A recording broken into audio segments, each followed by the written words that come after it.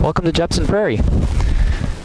We're near the delta in between the Vaca Mountains and Mount Diablo. Vernal pools in this area are formed by a clay pan. The clay was deposited here from the Vaca Mountains, which are to our northwest, and that clay pan is an impenetrable layer. Water cannot permeate down into the groundwater, so it just sits there until it evaporates in the spring.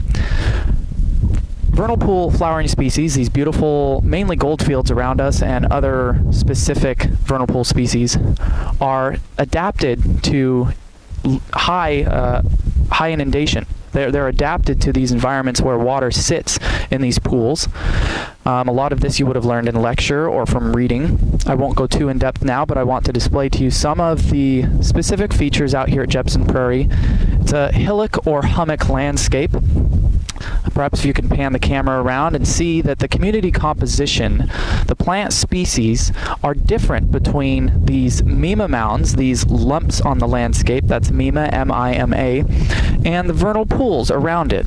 To my left is Olcott Lake, which serves as sort of a large vernal pool slash playa pool, and then the smaller vernal pools that we'll visit later on. The mima mounds have mainly invasive grasses and forbs. You see some purple vetch, you see some wild oats. There is also out here at Jepson some thistle, whereas in the vernal pools we get a lot of very small forbs. Forbs are small flowering plants.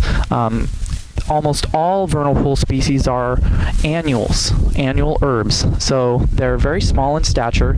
As you can see off to the right here in the playa pool, there are very, very few plants that are actually above 4 to 5 inches, but they're very dense. The flowers themselves, as you'll see later on that we'll visit, they form these dense layers. I want to display here again the mima mounds and the transition between the uplands and the vernal pools. In the background of this image, you can see the mima mounds and the invasive grasses blowing in the wind on the upland, and then closer to the foreground, the transition into the vernal pool itself, which is a very sharp contrast in this case, the line between the gold fields and then the upland grasses. As I mentioned earlier, the clay pan from the vernal pools here at Jepson Prairie comes from the Vaca Mountains, which are north-northwest of Jepson Prairie by about a dozen miles. If we zoom out here, you can see a more traditional successive vernal pool. As the water evaporates, it forms these successive rings moving outward from the center. Looking south over Olcott Lake, you can see Mount Diablo in the distance. Olcott Lake is a large playa pool. It functions like a vernal pool in that as the water evaporates, goldfields and other vernal pool forbs will start to populate the banks in successive rings, but it stays full of water for a lot longer period than other vernal pools in Jepson Prairie. I'm going to do a panorama up ahead here for you so you get an idea of the geographic location of Jepson Prairie. It has been an especially dry year, and so the colors and the water in Olcott Lake, colors at Jepson Prairie, particularly low this year. There's only a few small puddles in Olcott Lake. Normally it would be teeming with water and life.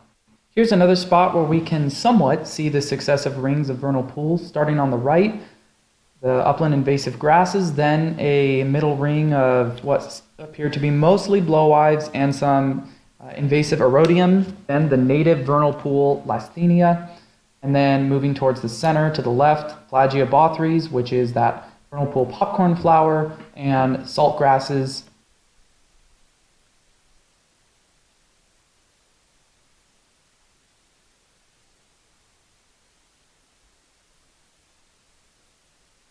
I'm going to take this opportunity to bring up the vernal pool topography again, the mima mounds. As I mentioned before, the water collects in these vernal pools. The mima mounds are considered the upland. The upland is much, much drier, so you find gophers in these mima mounds, and here we see some fresh gopher activity that happened even after the last storm over the weekend. The gophers build their tunnels up here because the ground is much softer and drier. They won't get inundated. Even right here on the edge of the gold fields, that Lasthenia, you will see The gopher mounds, fresh gopher mounds.